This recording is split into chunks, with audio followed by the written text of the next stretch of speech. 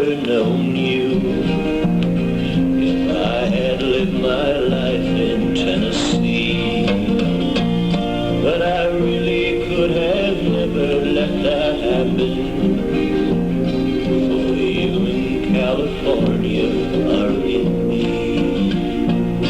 There's California bloodlines in my heart, and the California woman in my song.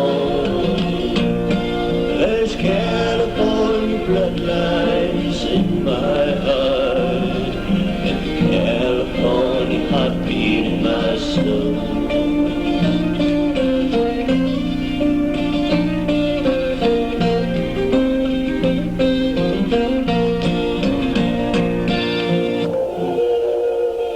True bloodlines of California run with water.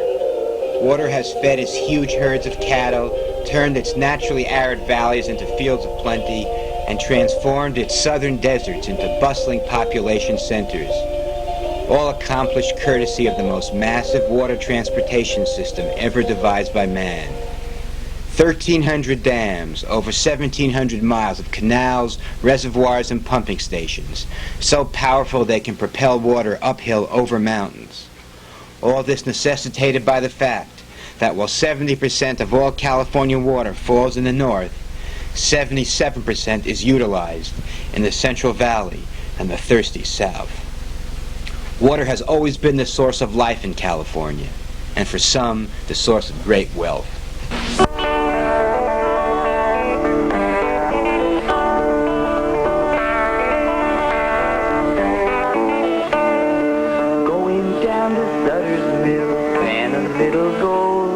I'm going down to Sutter's Mill until I get old.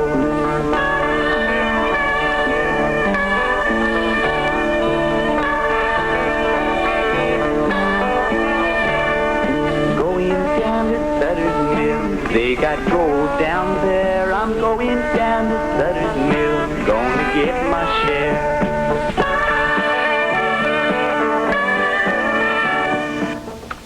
For without water you couldn't extract the gold, and soon you realized that to control water, to divert its rivers and streams, to radically alter the environment and drive out the Indians, was to control your destiny.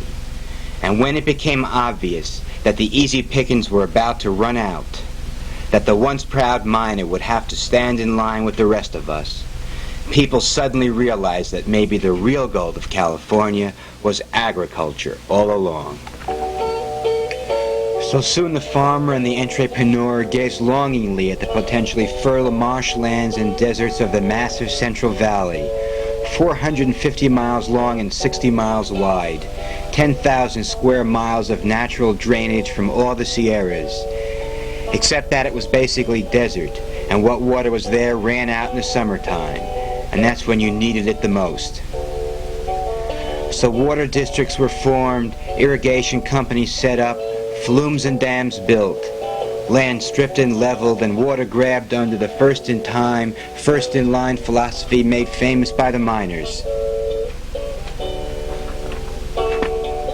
And along with cheap water provided to the West through the Reclamation Act of 1902, which guaranteed federal water to small family farms, California's massive Central Valley grew into the greatest agricultural empire the modern world had ever known.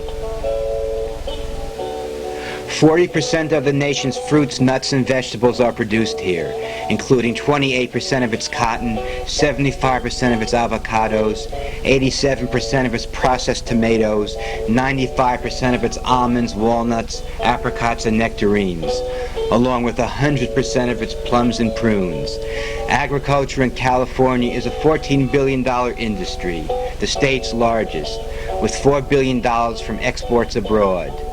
1 out of every 5 jobs in California is dependent upon it. And the only dark cloud on the horizon, the only shadow looming across this oasis of plenty, is that some people feel the whole system may be ready to fall apart. I see groundwater overdraft as the making of an environmental and economic tragedy. There will be social, economic, and environmental disruptions of potentially major proportions if something is not done. This according to Ron Roby, Director for the California Department of Water Resources. He, along with a growing number of water analysts, politicians, and government officials, contend that certain aspects of current water policy in California have upset that balance between satisfying water needs and maintaining our wildlife, cultural heritage, and economic well-being. One result is that the continued prosperity of California agriculture is gravely threatened. Groundwater levels in the Central Valley are dropping precariously. Soil quality is diminishing rapidly from pesticides and herbicides. Soil erosion in some places in the Central Valley is occurring at the rate of 1 foot per year, and water subsidies are running 90 cents on the dollar in the massive Central Valley project. While new sources of water supply are becoming economically and environmentally questionable, old sources of supply are being wasted, inefficiently managed, and just plain dried up. With water wars between Northern and Southern California ready to break out at any moment, one hopes that, "Hey buddy, can you spare a drink?" will not become the catchphrase for a new water depression. California is the only one of 17 western states that fails to regulate its groundwater. California's groundwater is being depleted at the rate of 2.2 million acre-feet annually. 11 groundwater basins, mainly in the agriculturally rich San Joaquin Valley, have been designated as critically overdrafted by the State Water Resources Control Board. Only one river in California, the Smith, is left undammed. Estimates for completion of the Peripheral Canal, a 43-mile-long final link in the State Water Project, was as high as $26 billion. Perhaps the time has finally come when we realize what was appropriate in one era may no longer be appropriate in another. It is agriculture that holds the key to California's water future.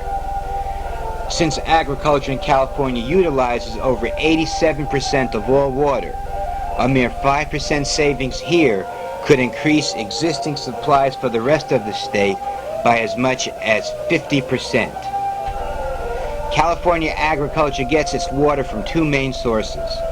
One is the federally subsidized Central Valley Project, which since its inception in 1935 has given the California farmer over $2.5 billion in federal water subsidies.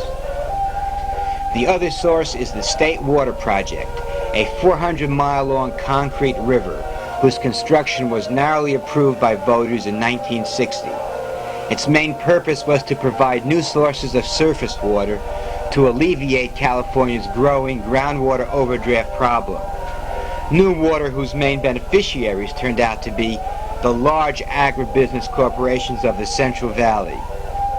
In California, the largest 15% of corporate farms gobble up 85% of the water from public water projects. Rather than alleviate the groundwater problem, most of this new water from the State Water Project was utilized by agribusiness to put new marginal land into production and to propel the conversion to profitable, water-intensive crops, such as forage for cattle. The continued groundwater depletion in Kern County, the third largest agricultural county in the entire world, just north of Los Angeles, despite this massive infusion of new water, illustrates that the State Water Project just isn't being utilized the way voters thought it would be. According to Les Melville, small Tehama County farmer fighting to compete with subsidized water, the State Water Project was one of the biggest rip-offs ever perpetuated on the hapless taxpayer. As he states, their land was worthless land. It was owned by Southern Pacific and the oil companies. They were able to spend money lobbying that ditch, the State Water Project, down the west side of the San Joaquin Valley. And look what it did. It took their land that wasn't worth more than $5 an acre. That land is now worth several $1,000s an acre. Look at the capital appreciation of their assets. The taxpayer paid for that. That wasn't people farming, that was corporate farming. That wasn't farming for farm profit, that was farming for tax shelter.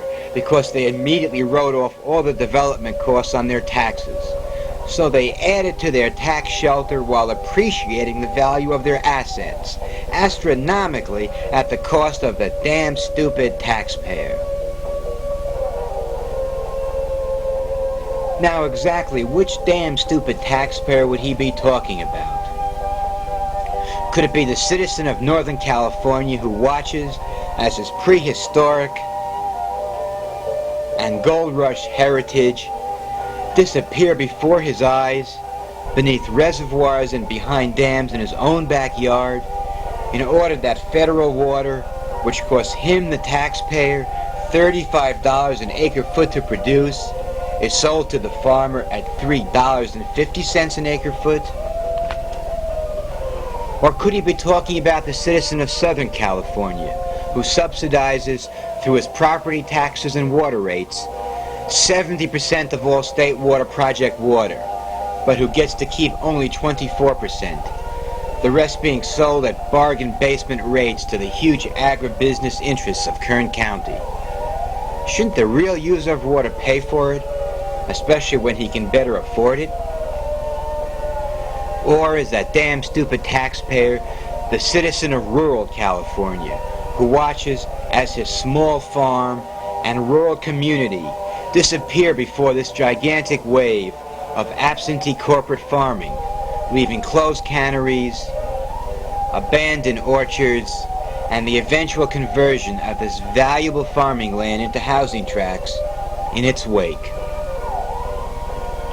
How do you cost-benefit loss of community, heritage, environment, pride, and technology? Is it yet possible, current water analysts are asking, to change current water policy in California, to end water welfare for the rich, yet retain our prospering agriculture? Is it still possible to get our environment working right, to balance our needs for water, energy, and growth with our needs for wildlife, heritage, and riparian habitat? Is it still possible, they ask, for American irrigation technology to catch up with the rest of the world, thus saving as much as 50% of all agricultural water now wasted? For a growing number of water analysts, the answer is a resounding yes. The key, they contend, rests in one simple fact. Most water in California is not sold at its true value. It is subsidized in just about every way imaginable. It is subsidized by the Army Corps of Engineers, largest dam builders in the U.S., whose deceptive cost accounting methods guarantee unrealistically low prices for their project water, thus ensuring a steady stream of customers and their own continued employment. It is subsidized by the generosity of the California taxpayer, who pays a double whammy for the hidden costs of both federal and state water projects. It is subsidized by tax shelters and archaic water laws that require users to sign set contracts for as long as 40 years, disregarding any inflationary rise. Here into the Salton Sea in the Imperial Valley of Southern California, farmers dump 500,000 acre-feet of water per year, almost as much as the peripheral canal would have brought to Southern California, for fear of losing this water under the use it or lose it legal philosophy. Water welfare for the rich has insidious effects on our agriculture, our environment, our technology, and our pocketbook. It encourages excessive pumping of groundwater, since subsidized water awaits as a cheaper replacement. It retards the development of sophisticated, cost-effective irrigation technology. It creates enormous energy demands to pump this water all over the state. The power generated from Shasta Dam doesn't go to light bulbs. It goes to pump water. This situation handicaps our overall effort at energy independence. Subsidized water fosters unfair competition at the local, state, and national level. Is subsidized water fair to the small farmer who can't utilize the same tax shelter as the big one? Is it fair to the canneries of Yuba City, Marysville, Sacramento, and Stockton, all closing because they can't compete with subsidized water in the southern part of the Central Valley? Was subsidized water fair to the tomato growers of Indiana or the cotton growers of the South, who had much of their industries crushed, then transferred west by the onslaught of California's cheap water? What then is the answer to this agricultural, economic, and social dilemma?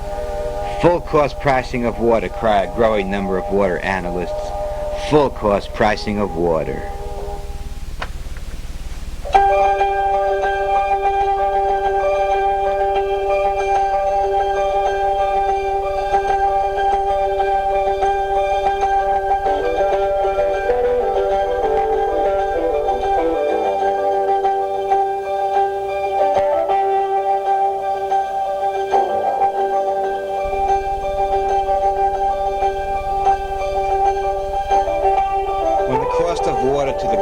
Represents its true value, you can expect to see the introduction of efficient irrigation technology already in place in San Diego, Arizona, and Israel. Here we see examples of efficient irrigation management that can't exist when special interests and lethargic bureaucracy subsidize water costs. This high-efficiency drip irrigation system would not exist in San Diego if water wasn't being sold at $875 an acre-foot. These precision irrigation techniques that have increased Israel's water utilization from 17 to 95% would not exist either had water been plentiful and subsidized. Conversely, most water from federal projects in this country is sold to Central Valley growers at $3.60 an acre-foot, a bare one-tenth the cost, and this is the kind of wasteful irrigation practices you see as a result. Now, is this any way to run a resource? Ask a growing number of water analysts. As the cost of water approaches its true value, the more sophisticated will become the irrigation practices found.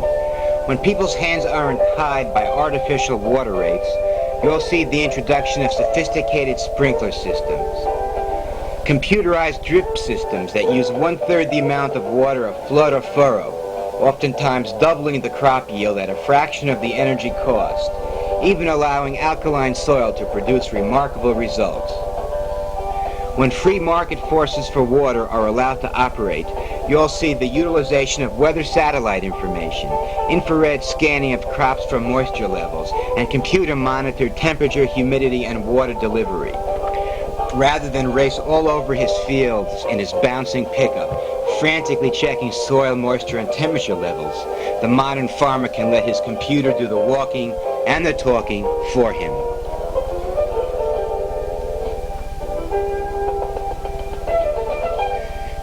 If farmers ever consider searching for new sources of water at the user rather than the supply end, you'll see tensiometers that measure soil moisture levels. You'll see laser-leveled fields and precision laser trickle irrigation systems. You'll see low-pressure nozzles on sprinkler systems that PG&E tests showed save one vineyard owner over $100,000 in energy costs. When growers become interested in better water efficiencies, you'll see more concrete lining of ditches, more recycling of agricultural wastewater. You'll see infrared thermometry guns that read surface temperature and evaluate irrigation performance. You'll even see the introduction of massive land-roving irrigation monsters, linears if you will, that suck water from deep troughs as they whirl endless sprinklers on enormous booms overhead. Although initial installation cost is high, Tenneco West estimates its annual savings at $175 per acre, and its energy savings at 20% using this precision pipeline. When growers finally realize that they've got to manage their water as efficiently as they manage the rest of their operation, you'll see the appearance of tailwater recycling pumps, the development of solar salt ponds already in use in Israel as an energy source for propelling water. You'll see the expansion of genetic research for drought and salt-tolerant plants, and the implementation of what many believe is the most promising irrigation development on the horizon today, cablegation. It is simply a plug on a line that is pushed through a pipe full of holes. You can precisely irrigate 80 acres for about a nickel's worth of electricity, according to William Heinemann, mechanic for the Department of Agriculture, which invented the technique, seen here studying its experimental application at Snake Center, University of Idaho. The only problem with all these techniques is that you won't see enough of them in operation in California's Central Valley, as long as cheap, subsidized water makes them economically prohibitive. After all, would you really conserve water if it were being sold to you at the equivalent of 7 cents per gallon of gasoline at today's inflated prices? Only when the price of water reflects the full cost for development and delivery will agriculture truly conserve water. If all sprinkler systems in California were retrofitted with low-pressure nozzles, Mono Lake and the Stanislaus Canyon would not have to be destroyed. If a majority of these sophisticated irrigation techniques were put into effect, a growing number of water analysts feel California would be able to support a population of 40 million for the next 80 years with its present water supply.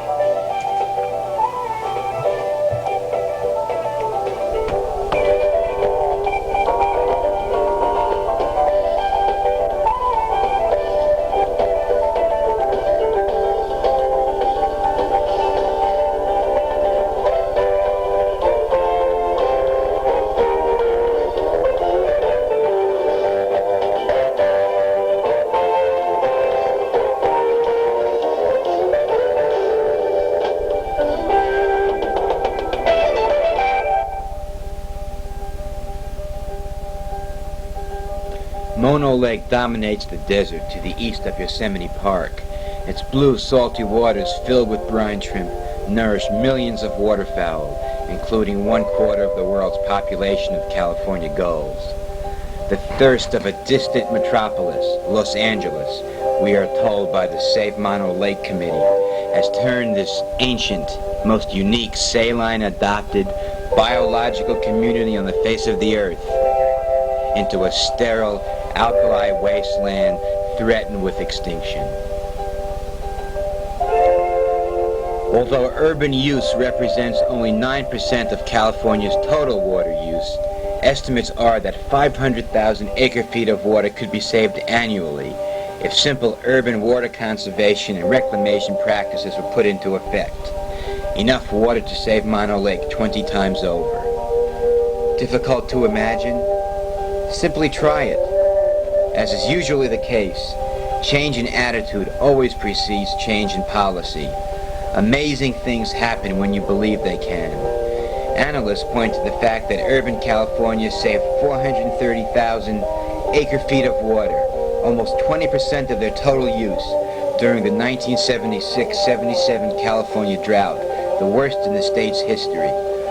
LA alone conserved 97,000 acre-feet of water, allowing Mono Lake to stabilize and even rise.